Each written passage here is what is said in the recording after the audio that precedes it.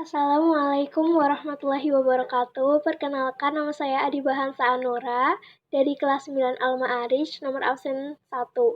Pada kesempatan kali ini, saya akan menceritakan kisah kegigihan Nabi Musa dalam berdakwah.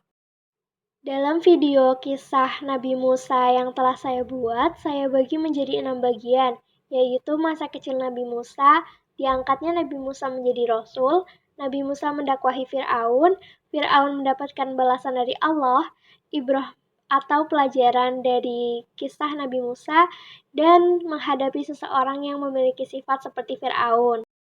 Masa kecil Nabi Musa. Nabi Musa alaihi salam merupakan seorang laki-laki yang kuat dan cerdas. Ia merupakan anak angkat Raja Fir'aun dan Asyah. Pada tahun Musa lahir, Fir'aun memerintahkan para prajurit untuk membunuh anak laki-laki yang baru lahir, karena ia takut bahwa mimpinya yang telah ditafsirkan oleh penyihir dan peramal terwujud, yaitu mimpi bahwa ada sebuah api yang datang dari Baitul Maqdis, lalu berangkat ke negeri Mesir selain rumah-rumah Bani Israel, yang artinya bahwa akan lahir seorang anak dari kalangan Bani Israel yang akan menjadi sebab binasanya penduduk Mesir.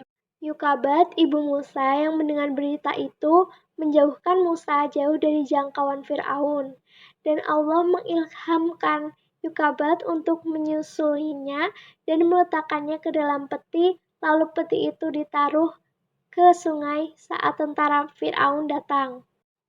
Hal ini dijelaskan dalam Quran Surat Al-Qasas ayat 7. Dan kami ilhamkan kepada ibu Musa, susuilah dia, dan kawasan kamu khawatir terhadapnya, maka lepaskanlah dia ke sungai Nil, dan janganlah kamu khawatir, dan janganlah kamu pula bersedih hati. Karena sebenarnya kami akan mengembalikannya kepadamu dan oleh salah seorang dari para rasul. Peti Nabi Musa hanyut di sungai dan ia ditemukan oleh Asyah.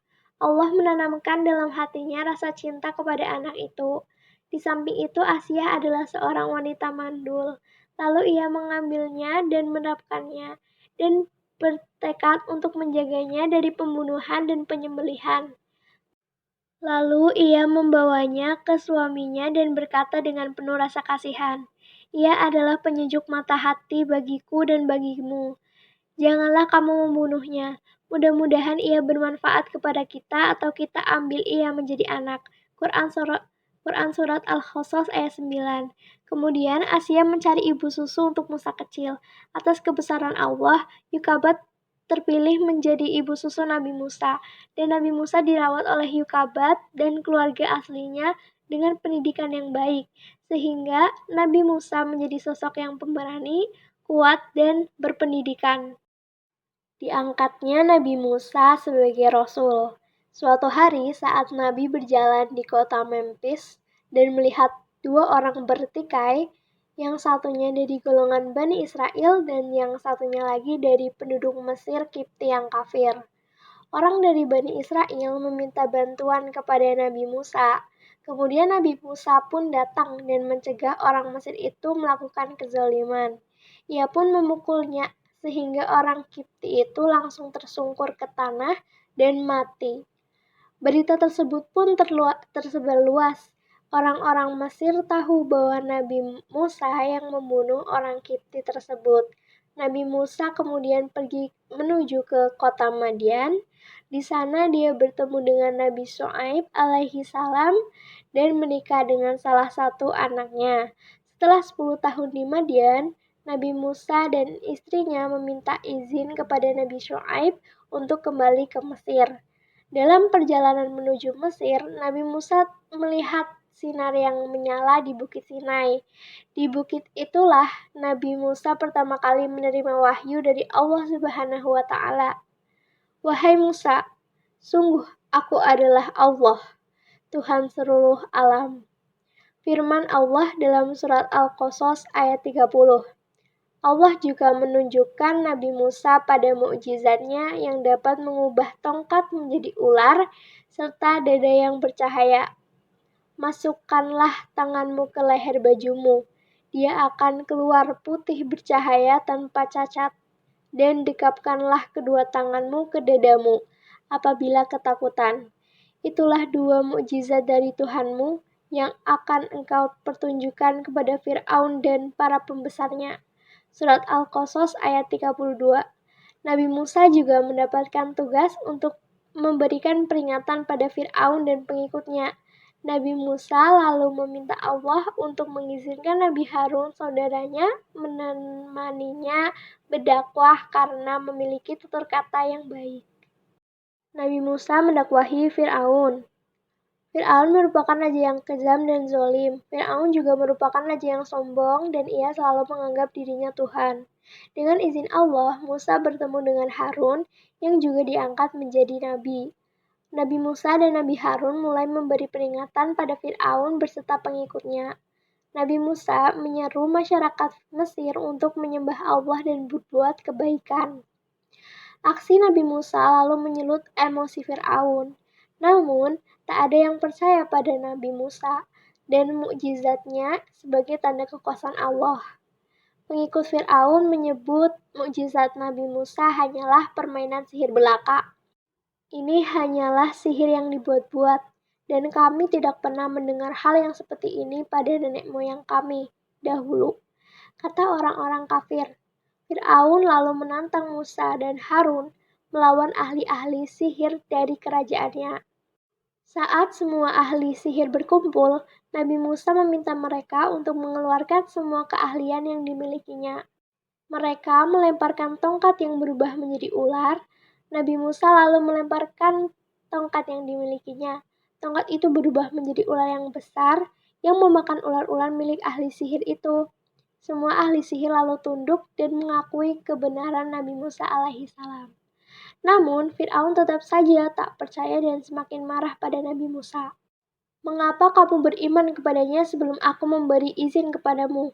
Sesungguhnya ini benar-benar tipu muslihat yang telah kamu rencanakan di kota ini untuk mengusir penduduknya. Kelak kamu akan mengetahui akibat perbuatanmu ini. Pasti akan aku potong tangan dan kakimu dengan bersilang, tangan kanan dan kaki kiri atau sebaliknya. Kemudian aku akan menyalib kamu semua, kata Fir'aun sesuai surat Al-A'raf ayat 123-124. Fir'aun mendapat balasan dari Allah. Allah kemudian menimpakan beragam hukuman kepada Fir'aun seperti musim kemarau yang panjang yang menyebabkan kelaparan. Allah juga menimpakan angin topan, belalang, kutu, katak, dan darah untuk Fir'aun.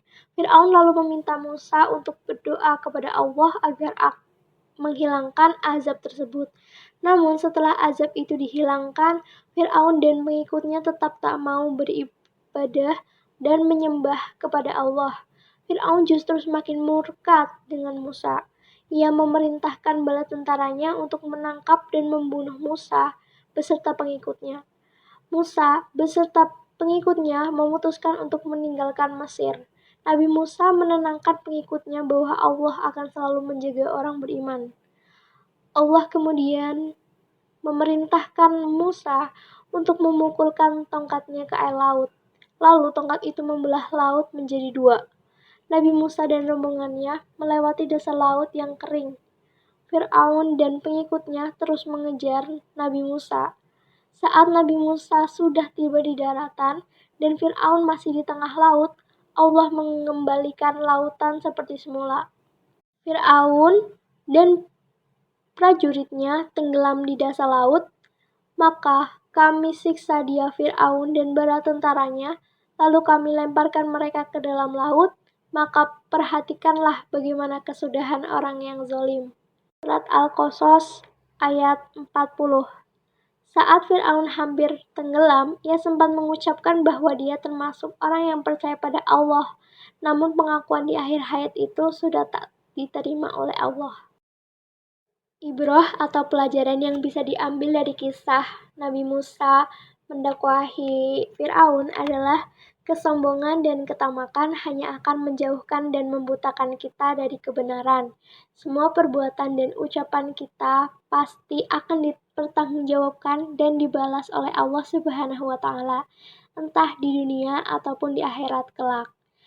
Dalam menghadapi cobaan dan rintangan saat sedang mencapai sesuatu, jika kita sabar, tabah, dan gigih, serta senantiasa meminta pertolongan kepada Allah, maka kita akan dimudahkan dalam mencapai serta hasilnya pun akan memuaskan.